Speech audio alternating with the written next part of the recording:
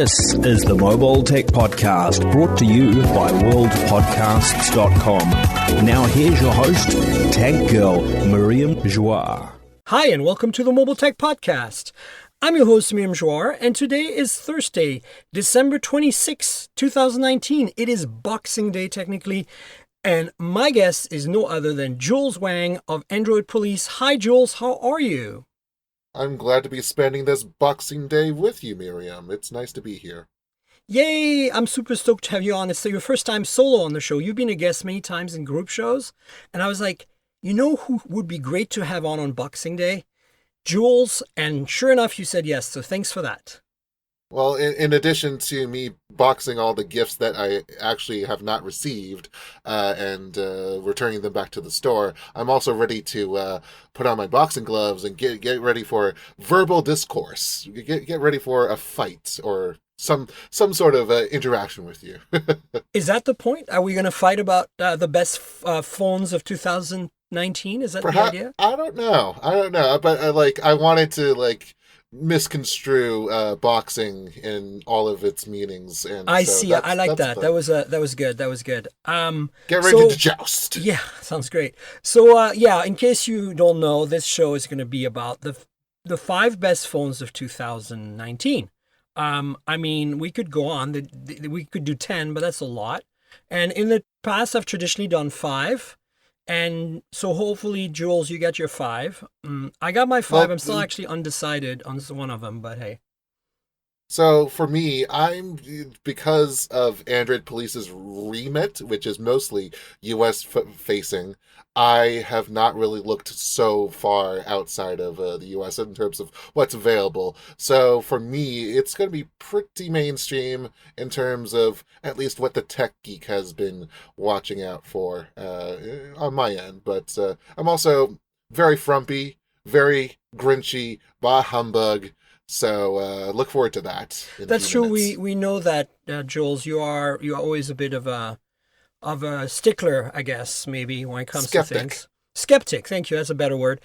So yeah, let's get started. So I want to start with. Well, I want to go backwards. I want to go from 5 to 1, and let's start with your number 5, maybe. Oh, for me, this is in no particular order because everyone has their own. See. These sorts of lists are so fungible in how you set parameters for them. It's like, oh, these are my choices, but I'm trying to think about this in other people's mindsets. No, this is about you, Jules. This is not about other people. You've done other people in Android Police. Right now we're doing you. And so if you want to quickly rearrange them in your head in order of what you least like to what you most like, just roughly, that would be great. If you can, that's totally cool. Because I'm going to count mine from my least preferred to my most preferred. Now, of course, my top 5. Okay. There's still my top 5, right? Mm-hmm. Yeah. So for me, I guess in that case, then let's start off with the iPhone 11. And this is coming from an Android guy who's been born and bred all my life on that kind of thing. This is I think Apple has returned to grace in terms of a very basic offering. Software my concern with Apple has always been about the software and the push for services. They're trying to walk a few lines there, but from what I've heard, having not touched the phone itself, which I apologize, I can't be touching every single phone out there, but they've sort of improved in some places. You need to do a lot of bug smashing, but in terms of the hardware, just getting the basics down for a great price. Great in terms of 2019 terms. They've definitely done a good job of that there, so I'm pretty happy there. So 11 or 11 Pro? 11. Okay, great. Just plain old 11. So here's the exciting news. We're not going to disagree on the first one because my top 5, number 5 choice is also the iPhone 11. And it's interesting because last year my top 5 choice was the iPhone XR or XR. And I think the reason for that is, like you, I'm an Android user, but I have to admit that I've used iPhones on and off for years as well. It's my job to be in touch with what the phone ecosystem looks like. I've never been a big fan of iOS. I've never actually hated Apple's hardware. Like, I think Apple's hardware has always been pretty solid. I think that they had a slump of boredom during those large bezel days, I call them, like iPhone 6, 6 Plus, 6S, 6S Plus, 7, 7 Plus, and 8, 8 Plus, which were boring to me. Like, the phones got progressively significantly better in the same chassis, and the 8 has a glass back with wireless charging. We all know that. So, I mean, you can't knock it completely, but I felt that compared to its Android contemporaries, especially the 7 and the 8 series, were like, please, please, Apple, come up with something more innovative. And they did with the iPhone 10, which I spent my hard-earned money on at the time, because I felt it was a significant, push forward for Apple. And I feel that the iPhone 11 is the same, the 11 and 11 Pro, but I'm picking the 11 specifically here. With a runner-up as the 11 Pro, 11 Pro Max. The only reason the 11 Pro, 11 Pro Max are runner-ups is because they're so expensive. But I think that I picked the XR last year, the XR, because it was a pretty affordable iPhone that was a very well-rounded iPhone. So if you're an iPhone person, it was a good phone. But this year, the 11, in my opinion, is even better in every way. It's more affordable even. It has got better cameras by a long shot. It's just an incredible package for the money for anyone, not just iPhone users. So I think this is why I picked it. I'm also a little biased. You probably noticed on my Instagram, listeners, if you watch my Instagram at ThinQ, TNKGRL, that I bought an iPhone 11 Product Red edition this week for myself as, I guess, a Christmas present. I don't celebrate Christmas, but I guess it was a Christmas present maybe to myself. And the reason I did that is because I need to up my video game from my YouTube channel. I've been recording with Pixel devices primarily. Now, it's on a tripod in decent light, so it's not really like I need a really great camera. But I find that, and I use a lav mic, so I find that it's still not good enough to me. And I've seen what the iPhone 11 can do in the hand of my creator friends, and so I bought an iPhone 11. Now, if you've listened to episode 141, which is 2 weeks ago, with Jaime Rivera, he basically talked me out of buying the iPhone 11 Pro small one, which is what I was going to get. I was going to get one of those in that emerald color. And he talked me into getting the 11. And I said, well, if I'm going to get the 11, I'm going to get the red one because it's the only one that can be had in red. Like, you can't get the bigger ones, the more expensive ones in red.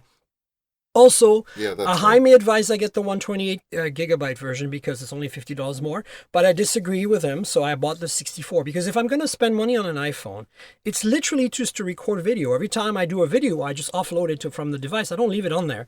So I don't think I'm going to need much more than 64 gigs, even if I start recording at 4K, which I'm not doing yet. Yeah, as I understood the contention there is that he was really into, he really got sucked into that 4K, and that was his main motivation. Well, and I understand that. I mean, if you go to a trade show and you can't offload the content right away and you're recording 4K, you might run out of space because ultimately you only have about 32 gigabytes available to you, right? So I get that. But I think for me, it's about, if I'm going to go cheap, I'm going to go as low as I can. Like, either I just go nuts and I buy an iPhone 11 Pro and max it out, or not max it, but get to 56, or I just go cheap and then I go cheap. And that's why I could only justify getting the 11 if I got the entry level. And I did, and I'm pretty happy with it. And again, I did it for video recording and maybe some photography from time to time. But I think that for me, I've seen what iPhones can do in terms of video. And I have an iPhone 10. I've been recording the last few videos on my YouTube with the iPhone 10 because I wanted to see, after having used, Pixel 3, 3A, and 4, well, 3XL, 3A, and 4XL to record video in the last year. I wanted to see how much better it was. And actually, the iPhone 10, personally, I feel takes worse video than my Pixel phones. So I was actually kind of shocked. It's not that great. And so I traded it in for this iPhone 11. And the iPhone 11, I haven't done my first video yet, but I'll let you know as soon as I do. And I think I'm going to be super stoked. Now, I didn't pick number 5, my 5th favorite for the year, to be the iPhone 11 because I bought one. I had that in mind for the last 3 months at least, right? Because I think it's just, I mean, if you're buying an iPhone right now, you can't go wrong with either the 11, 11 Pro, 11 Pro Max. But if you buy the 11, it's the best bang for your buck in iPhone ecosystem land until maybe that SE2, iPhone 9, whatever replacement comes out. Yeah. Right? Yeah. See, here's the thing with the argument, and you mentioned Jaime, and he mentioned David Kogan talking about how, everyone's framing, all these monthly payments, EIPs and 24 months, and it's just an extra latte per month. And having worked in public radio, where we've made that pitch that if you donate to your local public radio station, it's just a couple of lattes every month. It's we live in a society now where monthly payments are more prevalent than ever for online services, for a lot of XAAS, whatever you want as a service. I like that. XAAS. Yeah, Jules. XAS or something like that. XAS. Yes, and that's on top of your car payments, home payments, whatever the heck. Like, that just adds on. And being a fully well-rounded person that is aware of where we are in this day and age, where the U.S. median income or household income is like $63,000 or something like that. There are a lot of people that can afford that, and then there are millions of people that just can't. So it's just, it's a matter of facts here, and, do what is right for you. I want to be able to, and that goes back to my philosophy about what my top 5 is being framed into, is that, well, this is affordable, or this is like something that you can manage to pay for and get the most out of. So, yeah. Going back to what you mentioned about the cameras, I feel like the Pixels, even though they produce a great detailed and just a great interpretation of any sort of scene, may not be accurate all the time. I feel like iPhone, in terms of what it provides for options and how it presents them, and it's just more consistent. And given how Jaime uses it, it's not just for video, his B camera, as he says, for shooting reviews, but for doing a lot of social media, because Snapchat is still trying very slowly to properly support Android in their cameras. But it's just, all the social media platforms have had those iPhone APIs worked out long, long time ago, and he's just used it for all that sense. So it's just consistency. It's a better key. Instagram device, for example. Yeah. For sure. The quality of photos and videos. So yeah, look, I don't want to dwell on this too much, because I don't want to. We have an hour and a bit to do this show, and we've spent a lot of time on the iPhone 11. I think we did because I bought one, and I wanted to explain kind of where I was coming from in the context of the previous show. But look, if you're looking, like, regardless of whether you're Android or iPhone or whatever, iOS, if you want a good phone, you cannot go wrong with the iPhones this year. Last year, it was much more contentious. I felt that only the XR, the XR really hit the mark. But this year, for me, it's iPhone 11 at spot number 5, with the iPhone 11 Pro and 11 Pro Max as kind of like runner-ups. These are great phones all around. So let's shift to 4. What's your fourth potentially? Because I know you didn't order them, but maybe throw one for number 4. LG G8X. That's a wild card that I just put out there. Okay. And it's just a matter of functionality in terms of how much you want to have that screen real estate. That's fine. I mean, you do whatever you want. I think LG has made a lot of questionable moves in any case, for the sake of, I guess, expediency and consistency, such as the notch decision, the in-screen notch that's on the case does not do anything, doesn't even. Well, I understand why they did that. They wanted exactly identical panels, and in that sense, they succeeded, right?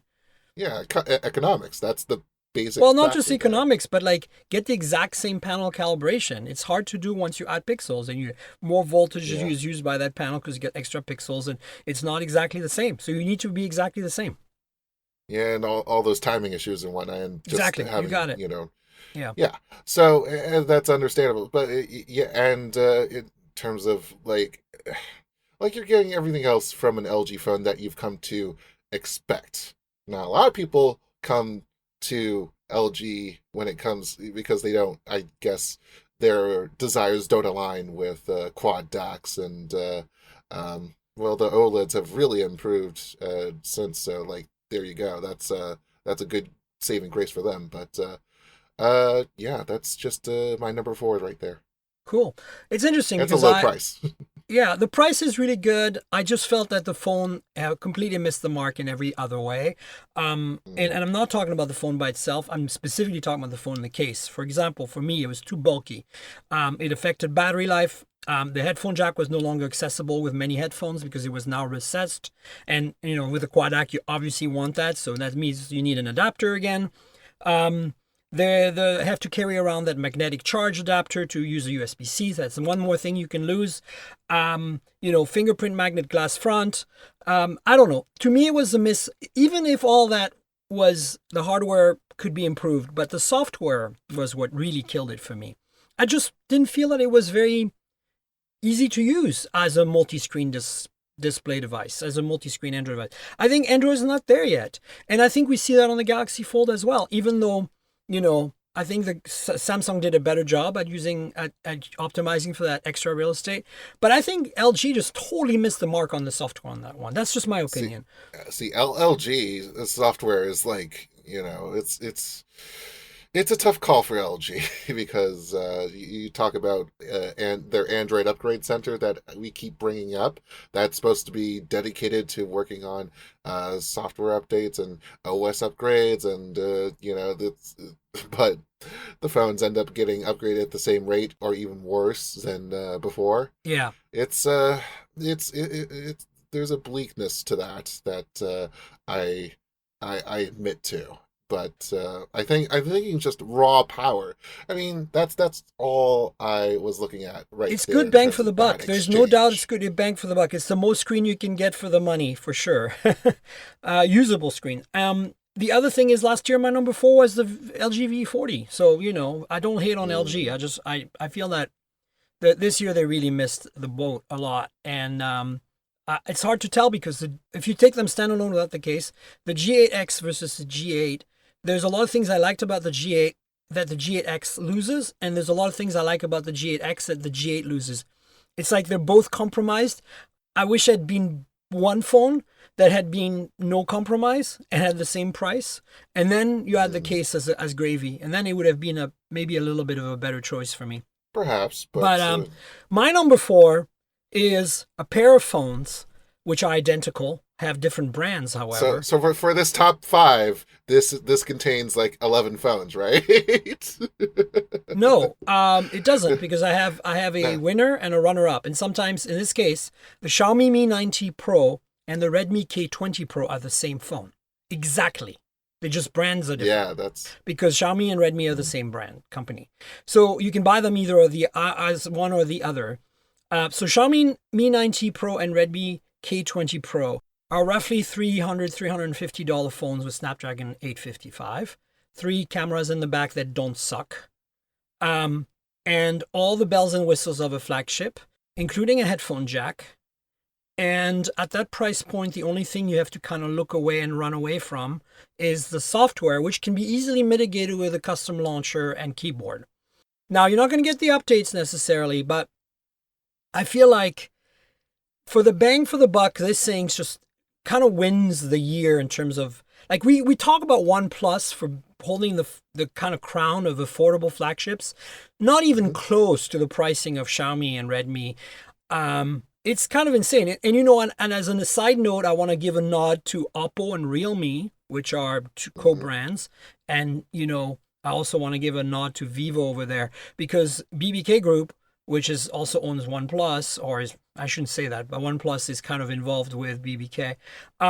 These 3 brands also pump up some pretty incredible prices. But Xiaomi Mi 9T Pro and Redmi K20 Pro, if you know, you can still buy them today for $300 to $350, and you get basically the same specs as a OnePlus 7T for literally $250 less.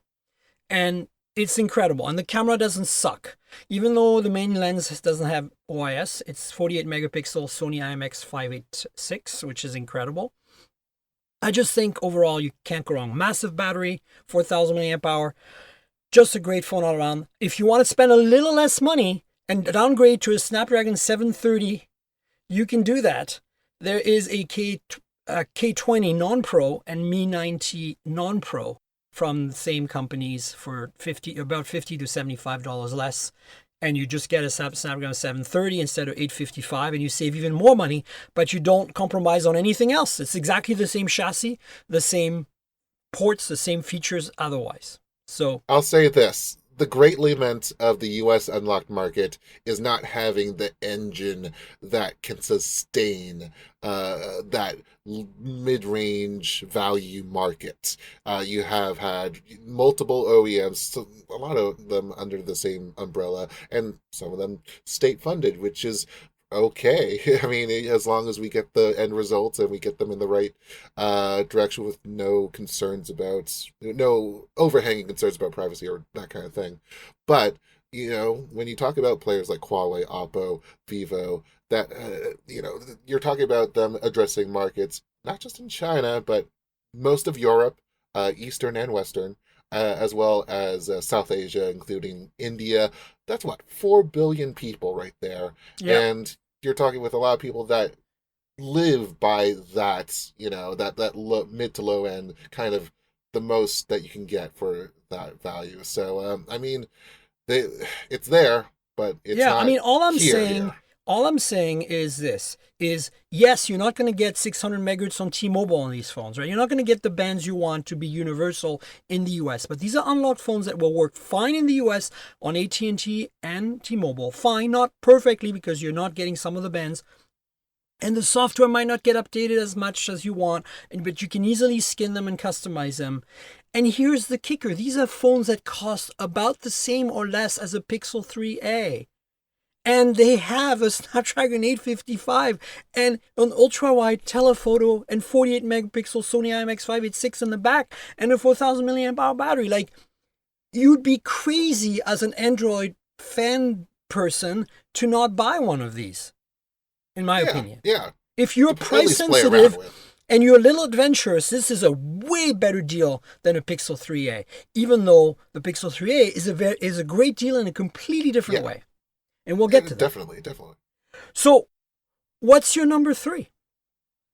My number 3, and I've been twiddling around with my 2 and 3 here, but I think at the end of the day, I think it's just going to have to be the OnePlus. Okay, here we go. Which OnePlus one? 7T Pro. Okay. 5G McLaren. There we go. That's I mean, we can blame all the OEMs for having their long names sometimes, like Huawei with it's a Zen Mate 2 LTE.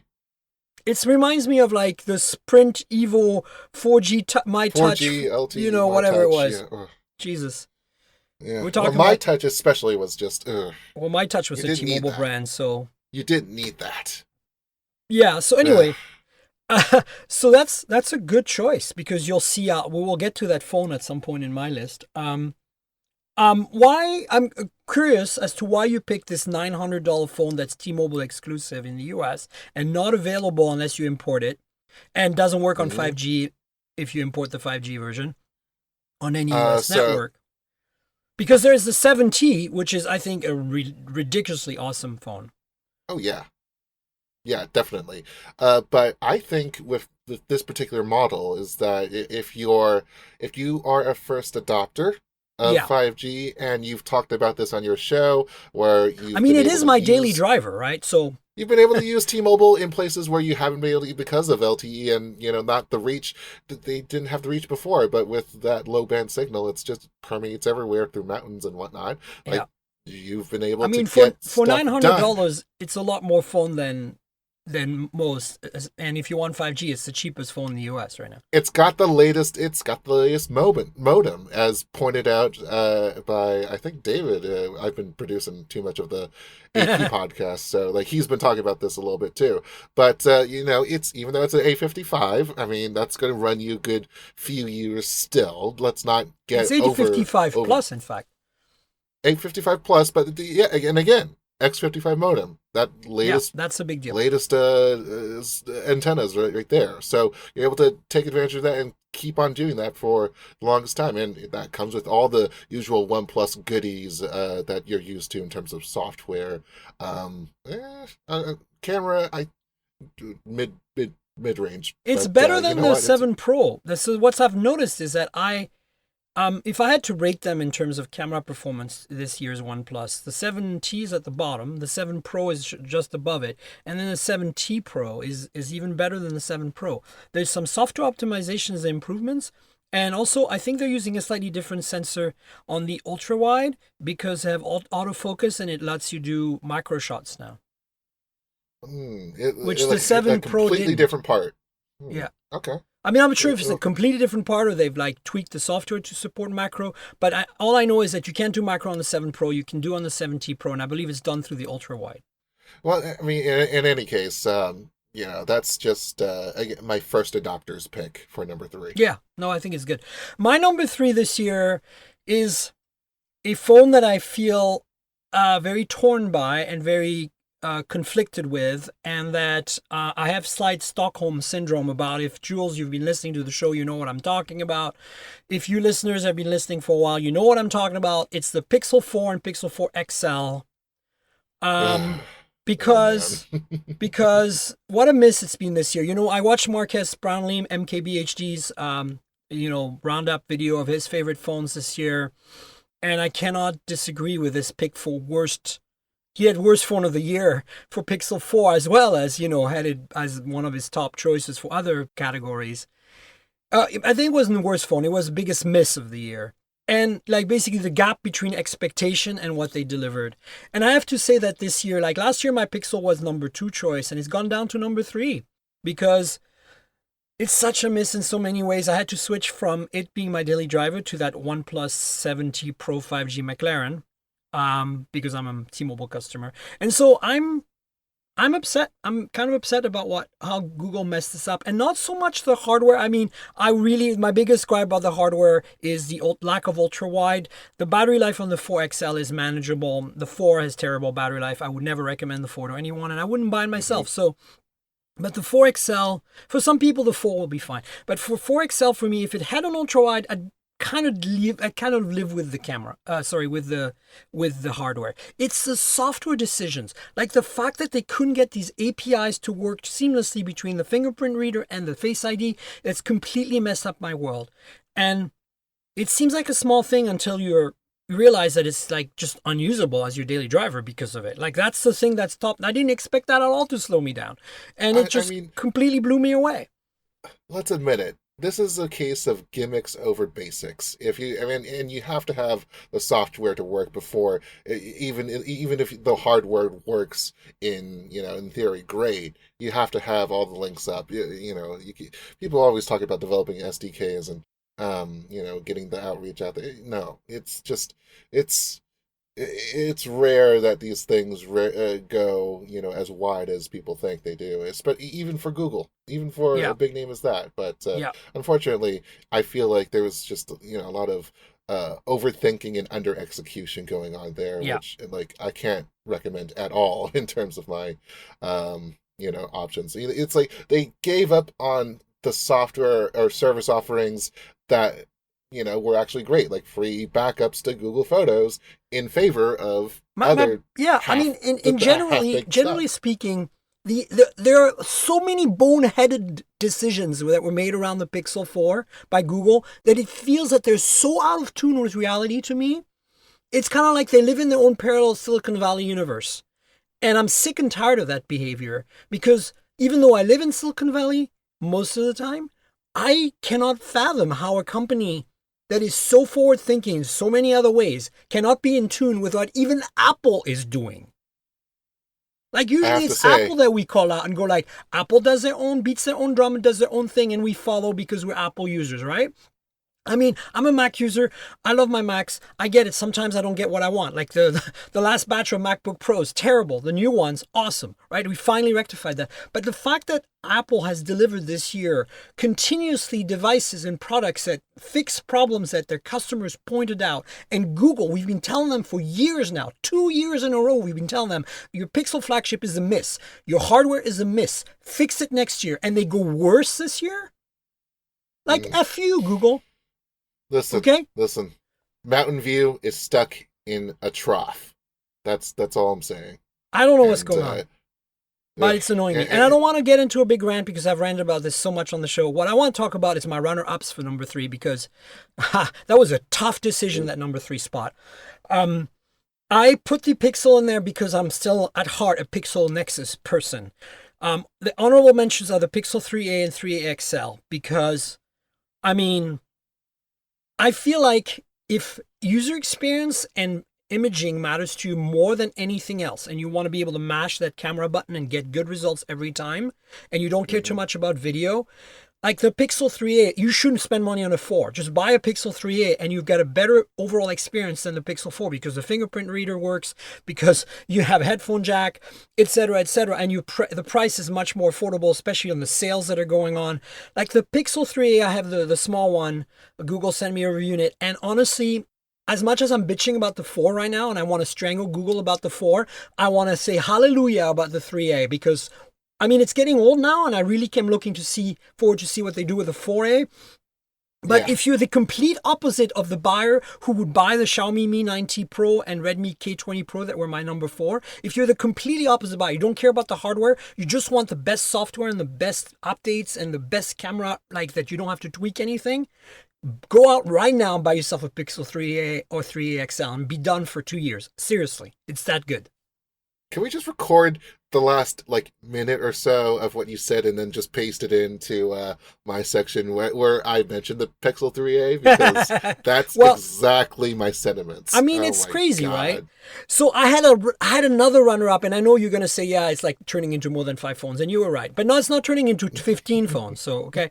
I had a really hard time because I was so mad with Google that I decided that maybe I should have as number 3 the Note 10 Plus. And as a runner-up to my number 3, which with my runner-up being the Pixel 3a, to have the Galaxy S10e. And the reason for those two is, I just want to mention them very briefly, the Note 10 Plus to me is the best industrial design of any phone ever made. I will hold on to these words until something succeeds it that's better. I feel that if you hold a Note 10 or Note 10 Plus in your hand and you show it to someone 10 years ago, this is the sci-fi phone of the future to them. Almost no bezels, super thin, super sexy. I love that square, really squarish look. It is bonkers, awesome, beautiful design, and this is very much a subjective, personal thing. But considering Sony should take notes. Considering the guts of it are super strong as well, I feel that it's a good honorable mention, the Note 10 Plus. And the reason I picked the Galaxy S10e as a follow-up is because here is the phone. It's like the iPhone 11. It takes everything about the S10 line that's great and, puts it up on a pedestal and makes it even better in some way. By being smaller, by having a side-mounted fingerprint reader that actually works, by having a headphone jack. Well, for all the S10s have a headphone jack. But my point is, it's like if you could summarize without going into design, which I think is the Note 10's territory, but we're going into just getting the right phone in the right hands of the right people. If there's one phone that Samsung did this year that totally nails that, it's the Galaxy S10e, right? Yeah. Well, so what's your number 2? The Galaxy S10e. Oh, look at that! That's such a great transition. Holy shit! Dear Lord, man, you seem to be taking. It's great. So, in order to not completely parrot what you've just said, I think it's going to be. Go ahead, you can parrot. Well, I think it's going to be the unfortunate that out of the whole S10. I'm not sure if you've tracked data or if we've done a story on this. Forgive me if that's the case, but I think the S10e is going to feature as the least selling of that series, just because people or gravitate naturally towards either the main or the bigger phone. And with EIPs as they are, people think that they can afford it, and so they're going to go for that instead of S10e. I think S10e might be the big thing for, I don't know, the prepaid market as like that token Samsung flagship offering. And but even then, I think that's not giving it its due credit, which is distilling, as you've said, the best of what Samsung has to offer in 2019 on mobile, and just, offering it in an efficient package. So Absolutely. There you go. I mean, I think you nailed it. I think that, the reason it's not popular in the US is, again, I bought this iPhone 11 full price from Apple directly, right? Like, I happened to be in Portland, Oregon for the holidays, so I got it tax-free. It's perfect, right? Like, I just bought it. It was exactly $6.99 out of my pocket. And I don't care, because that's $6.99. And of course, I'm getting $400 back from my iPhone 10, right? Because it's in mint condition. Mm-hmm. So, okay, done. But most people don't buy their phones like that. Most people don't buy their phones like that at all in the US. They walk into a store, and as you said earlier, it's the difference between the $4 a month for an espresso. You're not going to blink an eye. You're going to buy the Galaxy S10 Plus or S10 regular, or maybe even the S10 5G, because you're just going to be like, I don't care, or the Note even. And we can't blame people for making those decisions when you get the price point, the installment set up that the carriers have. But if you look purely at markets like Asia, or maybe Asia is not good because you get so much good Chinese phone availability over there. But you look at Europe, for example, you look at Europe and you're like, the Galaxy S10e is like such a perfect phone for somebody who wants essentially a flagship. You're going to say, well, there's OnePlus in there now. You're competing with that. But the reality is that there's premium flagship and there's affordable flagship. To me, OnePlus, except for maybe the Pro series, is affordable one flagship. Whereas to me, the Galaxy S10e still fits in the premium flagship category, but at the low end of it. Like, it's hard to explain, but anyway. So I think it's like riding I think like one of the investment or some investment houses have taken to describing that area as premium B as opposed to premium B, A. B grade. Yeah. All right. So my number 2. You're not going to be surprised by that one. I don't think anyone's not going to be surprised. Anybody who listens to this show knows I love photography. And for me, my number 2 was the Huawei P30 Pro. And, Huawei? No way! Oh, yeah, way. Because, that's funny. No way, Huawei? Yeah, hit the highway, Huawei. No, look, the reality is the P30 Pro is still a phone you can buy with Google mobile services. Google mobile services is critical to running Google apps. So as you know, there's a ban on Huawei devices starting in July. Any device coming out after that hadn't been designed and created before July had to lose GMS support. So the Mate 30 Pro might have been, and I've got it written down as a runner-up. I've never used one. I'm still waiting for a review in it. Hello, Huawei, if you're listening. I know we've had this conversation at length. I need my review in it just for photography, please. So the Mate 30 Pro might be a good contender runner-up to the P30 Pro, but it doesn't have GMS. And then the other contender I have as a runner-up is the Honor 20 Pro from Honor, which is Huawei's sub-brand, which was their flagship until the Honor V20 came out. And the V20, again, doesn't have GMS, and it just was announced like a month ago. So this is my reason, Jules, and this is really important to my listeners. I go to Burning Man for work every year. I work there. And if there is one thing I've learned, is that the most challenging places I take photos ever in my entire year is at that event. It's in the middle of the desert with so many colors flying around. So many colors, lots of stuff happening in the dark, fire, LEDs, and low light is important, but dynamic range is super important in the daytime because it's in the desert, so the sun is super bright. And I cannot explain to you, and not just you, Jules, but the entire audience here, No, there is no contest. How significantly better the Huawei P30 Pro and the Honor 20 Pro, both of them, were to anything else I had with me that was a phone, including my Pixel 3 XL. It was no freaking contest. I have photos I took with these phones that you swear to God were taken by a DSLR. It blew my freaking mind. I always thought that Huawei had nailed it with the P20 Pro. Holy crap, not even remotely close. Because the previous year, guess what I had with me at Burning Man? The P20 Pro. Oh my God, you have no idea how good the P30 Pro is. And I use them in full auto mode most of the time. I use night mode sometimes. And the big difference between the two phones is that the P30 Pro, they both have 3 lenses, ultra-wide, tele, and regular.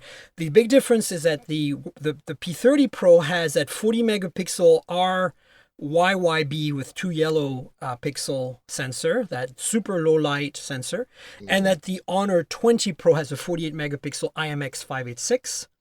And then the zoom on the Honor 20 Pro is 3x optical, whereas the Huawei P30 Pro has a 5x optical periscope zoom. So if I wanted more zoom, I'd use the P30 Pro. If I wanted less zoom, I use the Honor. If I wanted even more low light performance, I'd use the Huawei P30 Pro. And if I wanted just normal, really good already in low light, I'd use the Honor 20 Pro. Here's the thing that blew me away the most, Jules, is that the Honor 20 Pro, being half the price almost, maybe 2/3 of the price with, once the price settled down, came close to the Huawei P30 Pro in many ways throughout my use, and that it's the best implementation software-wise by a long shot, by literally a good 20% in improvement over any Sony IMX586 version I've ever used. Meaning that there are many, many phones with Sony IMX586 48 megapixel sensor. That sensor is all over 2019 phones. Yet the Honor 20 Pro's implementation of that sensor just completely obliterates everybody else's by, I said, at least 20%. It's unreal how good their implementation is. And I think that's their software that they inherited from Huawei, from Leica, that trickled down to the Honor. So I sound like I want the Honor 20 Pro to be my number 2, but no, because ultimately, if you're really, really serious about photography, it's the Huawei P30 Pro. Yeah, that's something that you just have to, you have to buy a strap for it. I don't know how you could have a strap for a phone like that. Maybe you'd just have to, get a rangefinder case. I didn't use a strap for it. I just used it. It was in my pocket. And because it's waterproof, I didn't even care about dust. I just used it. Oh man, no. Well, I mean, I'm imagining it, using it as if it were a DSLR that you could just hang by your neck. It's like something like that. It was like that's the kind of imagining. It was like that's the kind of ethos that I mean, that Leica partnership has just blossomed into something mean, and it's just. It's so unfair. I went into it, Jules, thinking my Pixel 3 XL will win at night. I really thought it. I thought it would because I was like, nightscape. I was like, okay. But no, oh my God, no. Just Google fell on its ass completely so many times in low light at Burning Man because it's so extreme in dynamic range. And the Huawei just I couldn't believe the results I was getting. I went into it thinking, the Huawei is going to be pretty damn good, but it's going to be a lot of tweaking and adjusting. No, I just mashed the button and out came the most glorious photos. Look at my Instagram, guys. It is unreal what that phone can do. And I think we can't negate that. Plus, you get a flagship phone that rocks. You can still buy it today. It has GMS. And, it might not get updated. It's kind of like the Xiaomi and the Redmi that I recommended earlier. But you can, the software might be a bit wonky. Just put another launcher in there. Put another keyboard, Gboard or whatever you prefer. You're done. And if you want a solid camera, it's so much more versatile than anything else that Google has, right? Because of the 3 lenses. Just very impressive. Really impressive. Yeah, they've experimented a lot and have put in the time and effort to just do all that and make sure that it gets the best results. So, I mean, they've taken a lot of risks. Yeah. And it paid off. So let's switch to the final choice we all make. What's your number 1, Jules? Yeah, it's got to be the Pixel 3a, and that mirrors the Android Police's editorial side's best, which I will link to, the smartphone of 2019. Yep. Which thank very gracious of you to mention that in the rundown. And I'm not an editor on their staff. I'm just a freelancer for my part. But when it comes to, it's just, again, I think you mentioned this just a few minutes ago. If I want to take a photo of something, I just, double tap the power button. I whip it out. and I press the volume button, and then hey, it's like a more than half decent photo. It's a great photo that I can just plop onto the Instagram and say like this is an observation I made, and it has all these freaking lights in it, or like if I'm trying to do a sunset that's like crazy out there, or maybe a city scene that is just like, all multi-layered, clear foreground, background. Yeah, it's great. And then the rest of it just runs like I'm very different from you. I'm a very, frugal user of my phone. I don't really use it that much, except for lots of audio, which I listen through Bluetooth. So that headphone jack doesn't really come into use for me. But all right, so here's the thing that I could, talk all about, but I think is going to be a key here. Yeah. I was able to convert my brother and my dad into getting either a 3A or 3XL. I had never been able to do that before. Never been able to do a Reco and have that sort of success. Well, guess what? Boom. Two for two. Nice. And that's the first time that's been done. So I mean, look, that's the power. The reality is, you can honestly, if you're looking at a Pixel phone right now, just buy a Pixel 3A. Like the 4, sure, it gives you astrophotography and you get the telephoto, but honestly, but you get that anyways with the 3A. Do you get astrophotography on the 3A? Yeah, that was one of the thing. That was one of the features that got the drops. down. Oh, really? Yeah, yeah. So we finally, by the way, I mentioned that on one of the last episodes that Google was going to do drops, but we didn't know what the content was. I still haven't found a list of release notes on this. I don't know what I got when I downloaded that drop that happened this week. What does it contain? Astrophotography, I think, is a separate thing that came on its own time. I think it's already been passed down to the 3A. But yeah, and like the feature drops, which I'm going to have to refresh my memory on, but I think that a lot of them were for the Pixel 4 in terms of RAM management.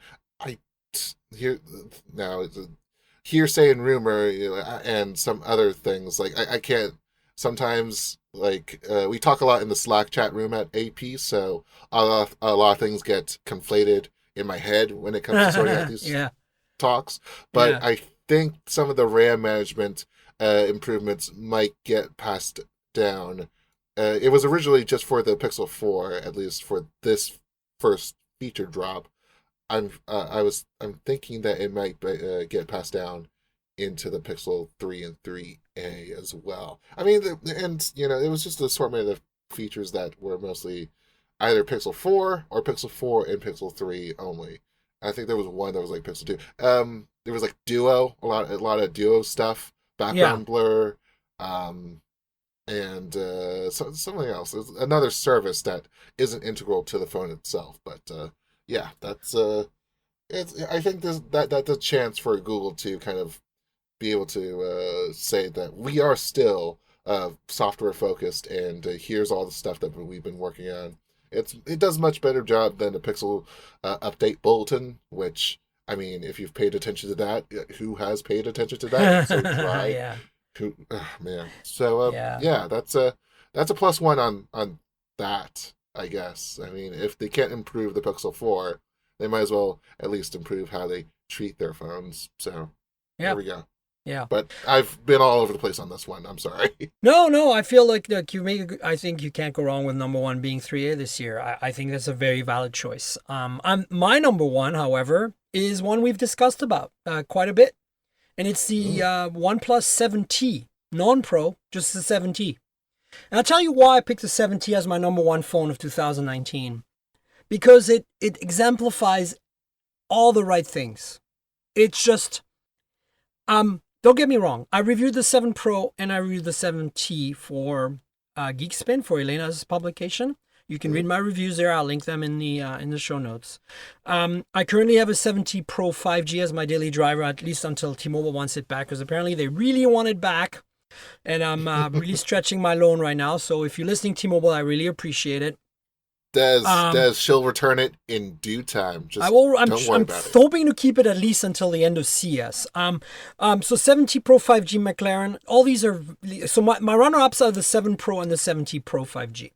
But the reason I picked the 7T, the smaller, cheaper one, is because exactly that. It's smaller, it fits better in hand, it doesn't have that curved display, it still gives you that 90 hertz, but it drives less pixels. It's not Quad HD, it's 1080p.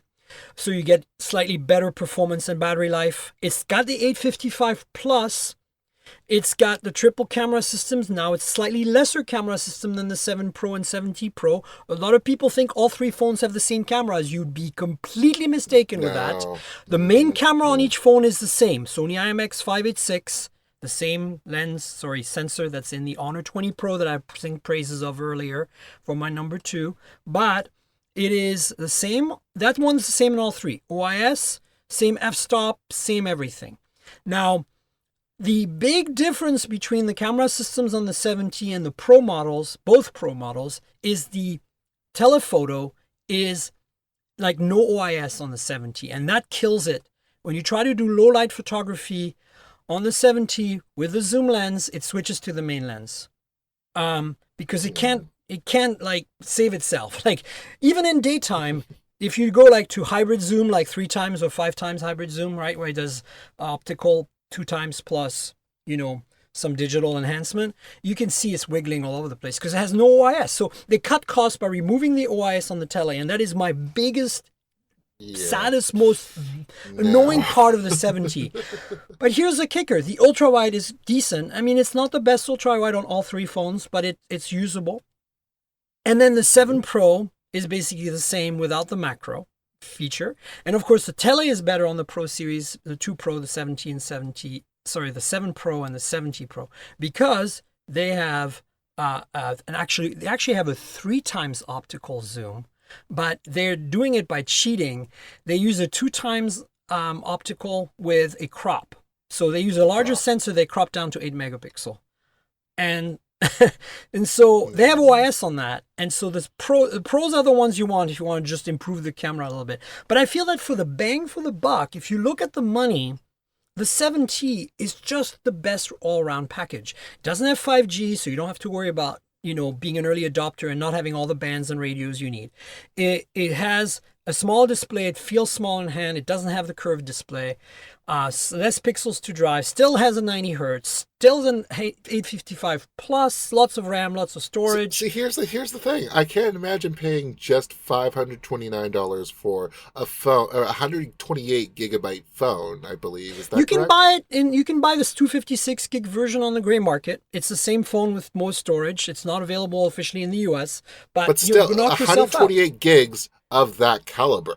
Yeah, right. I mean, it's That's UFS 3, right? So here's the thing. If you compare that to the Xiaomi and Redmi that are placed in number 4, like the other big difference is the software. The software is exquisite. It is almost pure Android. The few enhancements that OnePlus has done are great. The software updates seem to be coming relatively reasonably fast. Not as fast as Pixel, but we're talking clearly OnePlus Sometimes they cares. even beat Pixel. So, I mean, come on. Yeah, right. But my point is, like, this is why I put it in number 1. It's like the best. It's the same kind of hardware as the Xiaomi and Redmi in number 4, with the same kind of software as the Pixel 3 and Pixel 4, 3a and 4 and number 3, right?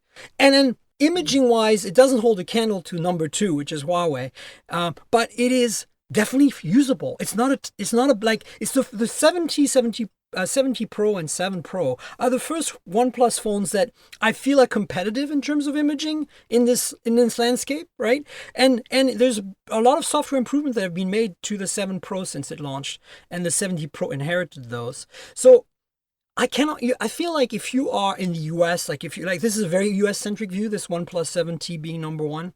But if you are here with us and you're listening to this podcast and you want a new phone, buy one now, because the OnePlus 8 is going to be out in 3 or 4 months. So, that way you have no regrets for a little while. So that's my my number 1. That's my take. Yeah. No regrets. No regrets. In meme land. Yes. That was a fun countdown. Yeah, right. I mean, it's important. We need to do this every year. So So there you have it for us. So let's recap your five quickly, like in a row, so that people know exactly what your numbers are, what your models are, without runner-ups, just the actual main ones, from 5 to 1. Yeah, You want to go ahead? yeah. I've completely forgotten. The whole hour has just been crazy. I believe I chose, what was it, the iPhone 11? Yeah. At number 5. At number 4, it is the LG G8X. At number 3, this is the OnePlus 7T Pro 5G McLaren. At number 2, the Galaxy S10e. And at number 1, the Google Pixel 3a. Yeah, and my number 5 is the iPhone 11. My number 4 is the Xiaomi Mi 9T Pro or Redmi K20 Pro, same phones. My number 3 is a Pixel 4 or 4 XL, although I recommend the XL. My number 2 is a Huawei P30 Pro. And my number 1 is the OnePlus 7T. And there you go, folks. This is our pick, Jules and I, for phones of 2019. I will link to some of the content, videos and stuff I made about these phones in the show notes. And I will link to the Android Police article about the Pixel 3a being the winner on their site as well. The editor's choice, as it were. That concludes Ryan Seacrest's top 40 countdown. Exactly. And we have some news we want to talk about real quick. So let's jump into that. Do you want to get started on the news? Yeah. Real quick. So Motorola apparently has decided to delay their Razr release. It was supposed to have launched pre-orders today on Verizon. Not so anymore. They don't see, quote unquote, a significant shift from the original launch window, but I don't know. They say that this is because of they underestimated demand. Yeah. Which, okay, I'm not surprised. It's just weird. Honestly, no, I'm super surprised. If you should have expected that demand would be high. Once the previews came out, once you got the media response, you should have immediately cranked the dial to make more. Or you should have immediately, mitigated this launch issue. It's poor planning on Moto's part. I don't want to be a pain, but really, the way they issued the press release, I have it in my inbox from Moto directly, and you can read it, I think, on The Verge or Engadget or Android Police somewhere. Somebody quoted the entire thing. It is so wishy-washy. They don't even say delay. They don't even say that they're going to change the dates. They just make it sound like there's high demand and they're reevaluating. And I'm like, you're delaying it. Just be upfront for F's sakes, okay? It's like, Jesus Christ, I hate PR that's wishy-washy. It drives me nuts. If it is what they say it is, and it is high demand, I think it's because they made a bet on the $1,500 price point and the spec sheet, and apparently they came out on the wrong side of the bet. People love the form factor, and they would part willingly with that kind of cash. Especially, we keep coming back to the EIPs, but they made it possible for Verizon folk to be able to afford this little dinky phone that's like cute and also nostalgic, and that's my jam. So for them, it was a bad bet. I believe we can go all the way back to the Wall Street Journal reports from earlier this year that said maybe we're going to do 200,000 units of these, and unfortunately, I don't know if their manufacturing hub is going to be ready to handle more. I mean, I want you to know, if you're listening and you're like, why are you so down on this, Miriam? I love the Razr. I got hands-on at the event, prior to the event in LA, with some other media, and I was blown away, and a lot of us were blown away. The media response was really positive, and I feel very positive about this phone. I'm looking forward to my review, and I'm just saying that I'm not surprised that they're delaying because they didn't plan for the demand, but I'm also surprised that they didn't plan for the demand once the media was so positive about it. And it's very Moto to kind of mess this up. But at the same time, I'm still gung-ho about the phone. I'm looking forward to it. I hope it doesn't get delayed too long.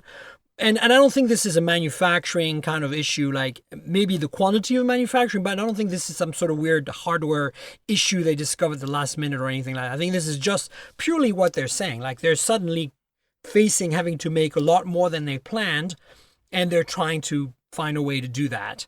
Well, And it's hard. I wouldn't take my cues from the media because it's just about as good as a coin flip in terms of, trusting that, oh, hey, let's do this in response to the media. It's all reactionary. And, whatever you do, it's a coin flip. It's 50-50. I don't know. I think that generally us as media, journalists, tech, creators, people that we all know, Jules, you and I, right? I think that generally we're pretty right when we play with a phone for a minute. We have a pretty good idea how things are going to end. Like, this is our job. I've been doing this since 2005. I have a pretty good idea after touching something for 30 seconds if it's going to be a dud or not, okay? And this is not going to be a dud.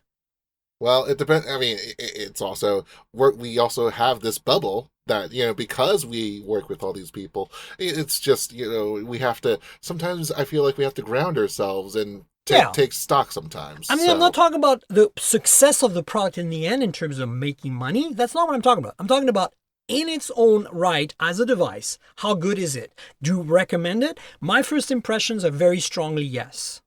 Yeah, and I would too. It's just that I'm not sure if people would take that recommendation given the actual, like the paper specs and the paper price. So it's like everything on paper there still is like it's first gen. So you don't know much, but I guess people. But you're very pragmatic. Clearly, you're a Pixel 3a buyer, right? Like there's a lot of people out there that want the coolest, shiniest, newest, fancy thing, and the Razr nails that better even than the Fold did. It nails it better on a technical level as well because it's a much better design in terms of the hinge and the mechanism, the folding. And so I think that's why we're so gung-ho as media, is because, this is shiny, shiny, exciting. And as you know, we've discussed this several times on the show now, people just buy a monthly thing and they don't care how much it really is in the end, Man. I mean, you clearly bought your phone full price up front, right? I do. It's just, oh man, and but people don't think that way, and that's the reality. We as journalists have to accept. I don't like phones that are locked. I don't like buying phones from carriers. I don't recommend anybody go into a carrier store and buy a phone on installment, personally. But I make no delusions that people do this, and we can't seem to stop them from doing it. So at that point, I'm like, okay, price is really not an issue in the US market. That's why the mid-range doesn't exist in the US market.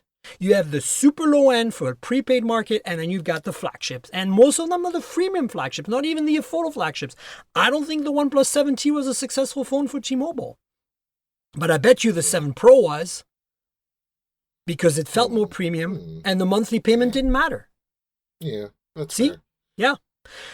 So in other folding phone news, we've seen some leaks and rumors about the Galaxy Fold 2. That's what people are calling it. We're not sure that's what it'll be called. But it's basically the same phone as the Razr form factor, like a phone that unfolded looks full size, and then you can kind of squish it in half, like fold it in half into your pocket into a smaller piece of electronics. That form factor might be called the Fold 2 from Samsung. There's been leaks and rumors. And the latest leak and rumor, and I'll link to, again, our friends at Android Police, since I also write there, like Jules, that it might be made of glass. Well, to be honest, I think we should really just say it's Ice Universe. Like, I love the guy. It's a solid rumor, right? If I could meet him, or them, or whoever they are, like that would just be great. And I'm jealous of Max Reinbach because they're all there in a chat room, just like, hey, hanging out and shooting the breeze and whatnot. But here's the thing, and again, forgive me for being this kind of pragmatic kind of guy. It's just like I'm imagining, okay, have we advanced far enough to be able to go this thin with glass and still electrically balance it so that it's strong enough to maintain its semblance, but still and to deflect from any like bumps or anything, and yet still flexes in this one specific way. And it doesn't, the whole thing doesn't even have to like flex. It's just that one hinge point Right. That's going to be key. So I'm wondering how much of this is what Corning's been working on flexible glass, foldable glass for a while. This is a real thing. Like, it sounds crazy, sci-fi, but there is a way to make glass bend, not you fold fully because then you crack it, right? It's the same as these plastic displays on the Galaxy Fold and the Razr, where up to a certain point, if you like fold a piece of paper, right, you get that nice little loop on the bottom. But if you squish that loop, then you have a crease and it stays, right? If that is glass, it cracks and breaks at that point, right? So it's possible to make a display that when folded, a glass display that when folded has a loop at the bottom that's round and stays like, as long as you have the right radius, it doesn't crack. And Corning is working on making that radius smaller, right? So it can fit in a phone chassis. Yeah. However, I'm thinking this might be a completely different thing. I don't know if you're familiar with ceramic coatings. It's very popular in the car world. If you have a nice car, a lot of people, before they even take delivery of their car, have it, washed and by like a very detail-oriented, car shop that will then coat it with a ceramic coating. And the ceramic coating is essentially a glass coating. It's like clear coat, but it's a coat of ceramic glass, transparent, that protects the paint, and it lasts for several months. Like, it's much better than wax, basically. Yeah. And so I'm wondering, could this just be a plastic display that has a ceramic coating applied to it? Some thin film of basically spray-on glass so that it is more resistant to scratches and to nicks. It's still potentially scratchable and nickable, but much stronger at resisting these things because it's got a ceramic coating on it. Have you That ever is seen what I'm wondering crash test about. reports from any of those kinds of finishes or something like that? Because I know. Well, if you crash your car with these, you basically have to go to the body shop, get your car fixed, and reapply the coating on the brand new paint. Yeah. No, They don't protect your car from crashes. They protect your car from your car from stains and scratches really effectively, though. Like bird poo is not a problem anymore with ceramic coating. Because in the past, they used to eat right through the clear coat, even if you had wax on it. So that's what I'm thinking. It's either that or the Corning folding glass, but I don't think the Corning folding glass is ready. So I really doubt Samsung's going to get that. This is my opinion. Yeah. Well, the last time we've heard of folding glass was back when Tiberius Caesar was ruling his empire, and that he actually killed the person who supposedly made folding flexible glass. He used it as a bull, and he wasn't willing to let the empire use it for their uses, and so Tiberius Caesar sent the man to be killed. So, and that, my friends and listeners, is your history lesson from Jules today. That's all I can add from this. All right, Jules, we should wrap up. Do you want to tell people where they can find you on the internet, your Twitter, Instagram handles, where you write, when you write? I think you do write at Android Police sometimes. So, yeah. Yeah, these days it's mostly because December is a slow month, and I've been really pouring my efforts into our Android Police podcast, which you have been on recently. So yes. I suggest that all of you go to your favorite podcatchers, look up the Android Police podcast. You'll find Miriam's episode up. We do it 3 times a week, so you might have to scroll back a little bit. This was a few months ago, yeah. A couple, and AndroidPolice.com, of course. I still write. In fact, I should probably write after this podcast concludes. At Point Jules on Twitter. Don't talk too much about work stuff on Twitter, but because of all the people I know, it's inevitable that I do. So yeah, that's fun stuff. I talk about trains a lot too. That's fun. So, you folks know where to find me on the internet. I'm at TankGirl on Twitter and Instagram. That's TNKGRL, like the comic book character Tank Girl without the vowels. So find me on Twitter if you want to comment on this podcast. Tell me what your thoughts are and what you agree or disagree about for that top 5 phone list. And of course, Instagram is I have pretty pictures of phones and pretty pictures taken with phones. You want to see those crazy Huawei and Honor photos from Burning Man, that's where you want to go. Of course, the podcast podcast lives at mobiletechpodcast.com. There's an RSS feed there for those of you who are old school, but it's easy. You can just search for Mobile Tech Podcast or for my handle ThinQ on Google Podcasts, Apple Podcasts, Pocket Casts, Overcast, and like Spotify even, if you want to subscribe. And if you do subscribe through these aggregators, please consider writing a review or rating the show if there is that feature in that system. It really means a lot to me and to everybody on the show here, all my guests. So please look into that. There's also a YouTube channel that goes along with this podcast. And so I just recently changed my YouTube account from a personal account to a brand account. And I'm having issues right now that I'm trying to sort out with YouTube about the URL issues. So it used to be you could go to youtube.com/my last name. My full name, and that doesn't work anymore. So it's very simple though. You go to youtube.com and in the search bar you type Mobile Tech Podcast and you'll find the channel. Lots of videos and content that supplement the show, unboxings, hands-on, that stuff. So go to YouTube, type Mobile Tech Podcast, and you'll find the YouTube channel. Finally, I want to thank our sponsor, Audible. Audible.com is where it's at for audiobooks. If you like to read, but you for some reason can't read because you're driving a car all day for deliveries or you're on a road trip, check out Audible. They have a great collection of books in audio format, read by the authors in many cases. It's really, really cool. And the reason I bring this up is because if you do want to support the podcast, you have an opportunity to do so by using the deal that's in the show notes below. It's a 30-day free trial that lets you keep one of the books at the end, and you can cancel anytime. And in doing so, you support the show, which is a big deal.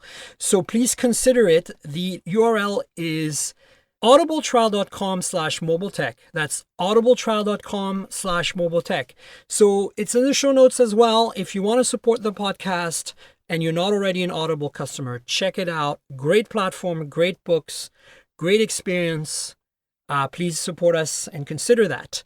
And that's it, folks. Thanks, Jules, for being on the show. Really appreciate it. Happy to be here as always. Yes, we'll have you on again at some point soon. And folks, I'll have another show next week, the last show of the year. So we'll be probably talking about what to expect at CS. Stay tuned for that. And until then, cheers, everybody. Cheers. This has been the Mobile Tech Podcast with ThinQ, proudly presented by worldpodcasts.com. You can visit us online at mobiletechpodcast.com.